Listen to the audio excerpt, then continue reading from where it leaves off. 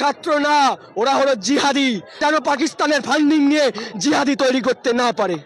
এই লালিত শুধু আটশোলা মারে না, এই যারা জিহাদি, যারা ছাত্র জনতার আড়ালে আমাদের দেশটাকে নষ্ট করছে, দেশটার উপর আতঙ্ক নেমে আনছে, তাদের জন্য এই লালিতটা প্রত্যেক মা বোনেরা প্রত্যেক পাড়ার ক্লাবে রাখুন, পার্টি অফিসে রাখুন, লালিতটা দিয়ে প্রত্যেককে ছিটিয়ে দিন, যেন এইসব জিহাদিরা আর চোখ তুলে দাঁড়াতে না পারে।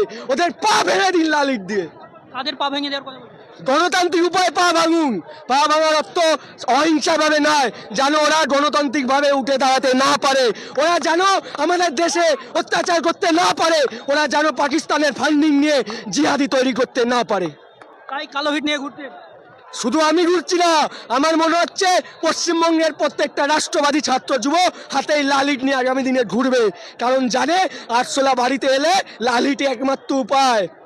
আপনি একজন ছাত্র হয়ে ছাত্রদের উপর স্প্রে করার জন্য ছাত্র না, ওরা হলো জিহাদি। আপনি বলতে পারবেন মেটিয়াপুর থেকে কোন এত ছাত্র আসছে? ওরা ছাত্র না, ওরা 4 পাস করেনি, নিজেদের ছাত্র বলে দাবি করছে।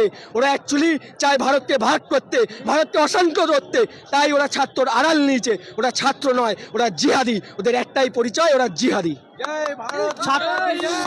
একটা সুস্থ ছাত্র কোনোদিন সাংবাদিকের উপর আক্রমণ করতে পারে না, আমাদের দেশের প্রধানমন্ত্রীর পোস্টারে লাথি মারতে পারে না। ওরা